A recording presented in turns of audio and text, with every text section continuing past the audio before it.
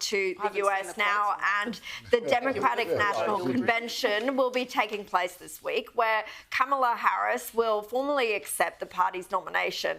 The most recent poll for the New York Times shows Harris is closing in on Donald Trump in a number of swing states. She's ahead in Arizona and North Carolina and narrowing his lead in Nevada and Georgia. Meanwhile, Trump has enlisted the help of former Democrat Tulsi Gabbard to prepare for his upcoming debate with Harris. Sam, Ms. Gabbard debated Harris back in 2019 during the Democratic primaries. Is that a smart choice as someone to help him? Oh, look, it's an interesting story and it keeps the news cycle going along in Trump's way. The battleground states are Wisconsin, Michigan and Pennsylvania specifically. And if you want to drill down further into that, it's generally middle-class white women.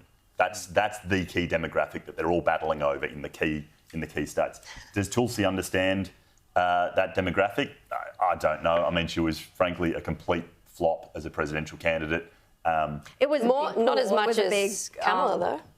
Yes. Oh, sure. In 2020, Kamala actually had to pull out before it even went there because she had, she couldn't even make the primary. Back to my previous point, there's such a thing as a good resignation, right? She knew when to get out when the goose was cooked, and she pulled out earlier. And it was a good idea, right? It kind of worked out well for her. When Kamala was vice president, she got a 28% approval rate, which is lower than, I think it was Mike Pence, lower than Dick Cheney, and lower than Biden. She's got the lowest ever polling for things like that. And then, 5 minutes ago, all of a sudden she's popular. Even as vice president, she polled. That was the vice president polling. She's got the lowest ever on record. And I'm sorry, but I just feel like all of this is so manufactured. It would appear that, look at the mainstream media, how they talk about it. They have buzzwords like joy. She brings joy to this. She adds this. And then they talk about the vice president nominee, J.D. Vance, as weird. And every title is weird. You just got to look it up and you just go, it's just a joke. It's just a stage. It's all programming. They want us to believe she's popular. That was Tim Baltz's whole messaging, and the media just picked it up. And I have no doubt that CNN and MSNBC and all that are all in for Kamala. But I think Kamala is picking up a pretty big anyone but Trump vote that Joe Biden simply couldn't, because people were thinking, well, one guy's a bit out there and a bit crazy and a bit offensive and a bit of a cowboy, but the other guy's just melted ice cream. His brain is just not functioning. So maybe I'll at least take the chance with the guy who's actually lucid enough to not hit the nuclear button. But now that Kamala's there, everything she's done has been really well scripted. It's been really slick and polished. She hasn't had to face an election debate yet. And on that, I mean, there's a lot of speculation that the minute she actually has to do that and debate Trump, that's when it's quite possible. That's when it's faces a tough interview or holds a press conference, which she has refused to do.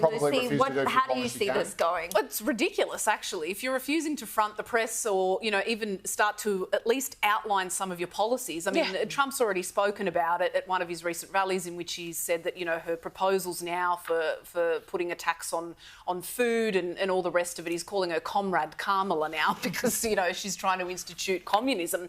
But I just, after 2016, I'm so done with polls, right? Look at and especially it's fascinating that a lot of these polls are coming out of the New York Times again, because on October 18, 2016, the New York Times reported that Hillary Clinton had a 91% chance of winning against Trump.